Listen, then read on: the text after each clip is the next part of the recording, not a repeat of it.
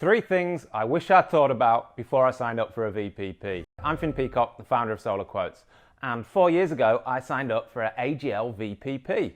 Now, I'm not going to bash VPPs in this video because I actually got a great deal.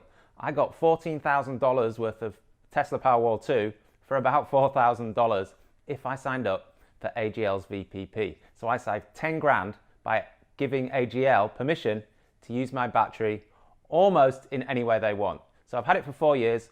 What have I learned? Well, I've learned three things that are really interesting. Number one, how they're using the battery of mine.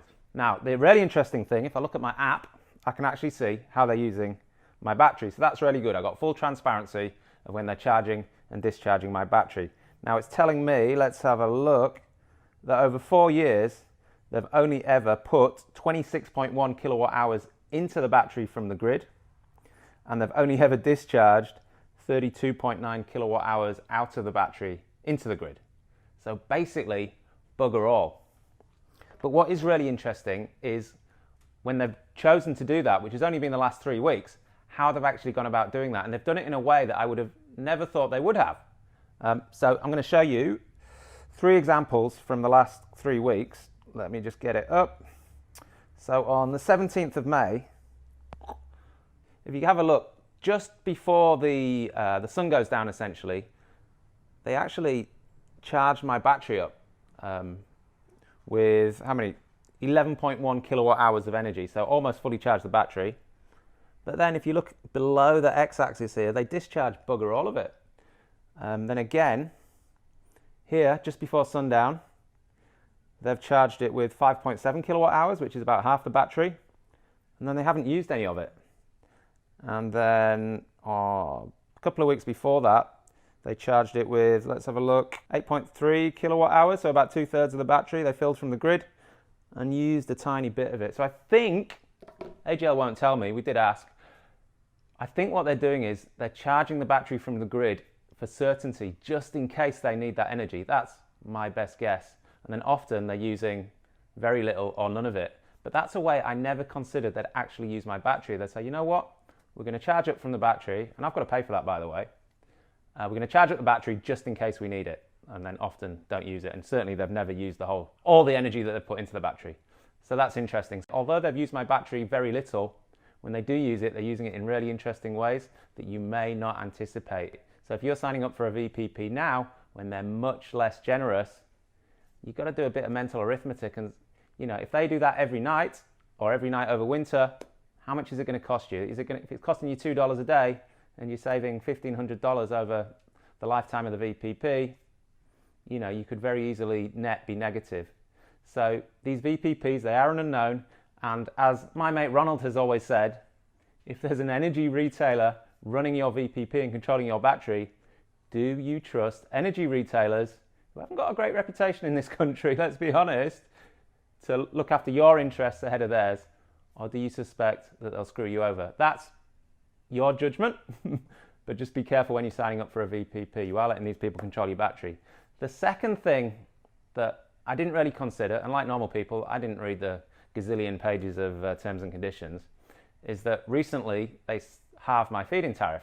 I'll say without telling me, they probably sent me an email that I didn't read, because I don't read many of my emails, to be honest, especially the ones from big companies, because often they're threatening to sue me. And I'd rather just ignore that. But oh, and by the way, don't use AGL's logo in this, James, because we don't want to get sued like Greenpeace.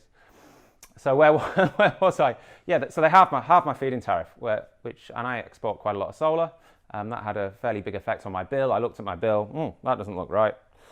Oh, I've only got half a feed-in tariff that I was getting. Now, I could go onto the AGL website and I could push a button and I could get back onto the original plan that I was on, which was a 16-cent feed-in tariff, up from 8.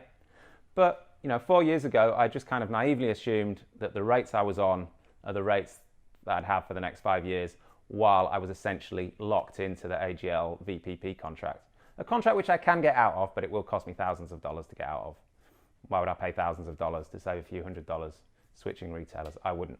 So the second thing, be aware, read the terms and conditions if you can get through them, but be aware that there's going to be nasties in there, like they can probably change the rates they're paying you for feed-in tariffs and the usage tariff. They put mine up, they put my daily charge up. they can probably change. So if you're doing your maths on the rates that they're offering you initially, that may not work for the lifetime of the VPP plan. Now, the third one that I didn't think about, which is really interesting, I didn't really care what they were charging me to pull energy from the grid because I was using bugger all. I think it was 36 cents, which is, it's a bit extortionate for grid electricity. But I've got a 6 kilowatt solar system, I've got an efficient house, and I've got a Tesla Powerwall 2. So I was drawing bugger all from the grid. 2 years after I got my battery, I bought 2 electric cars and got rid of my petrol cars. Now, if you get an electric car, simplifying it, you're going to at least probably double your electricity usage. So now I'm in a position where I'm actually drawing quite a lot of electricity from the grid.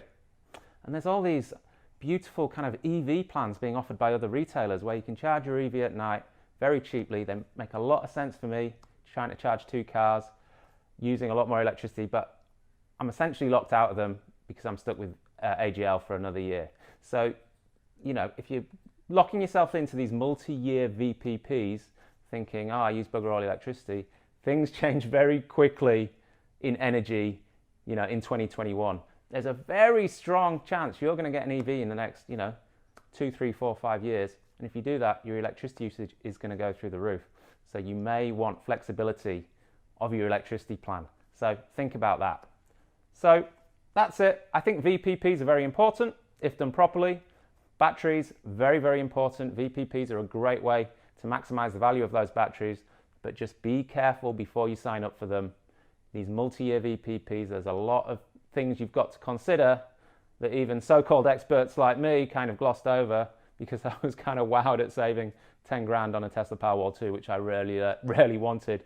Now, don't get me wrong, I think I'm still $9,995 up, so I got a great deal, but the VPPs that are around in 2021 are nothing like as generous. So be careful signing up for VPPs, do your homework, think long and hard about if your electricity usage habits are going to change, and watch the retailers like a hawk because they may well change your feed-in tariff, change your usage tariff, and be aware that you're giving them free range to do what the hell they want with that battery. They can charge it from the grid, which is going to cost you money at times when you might not want to charge it from the grid. And the whole point of getting a battery might have been for you personally, everyone's different, that you didn't want to import energy from the grid. So be careful. Go into VPPs with your eyes open. I just thought I'd give you my experience having had one for 4 years. Thanks for watching. If you found it useful, please subscribe to my channel to get the latest information on solar, batteries and EV charging in Australia.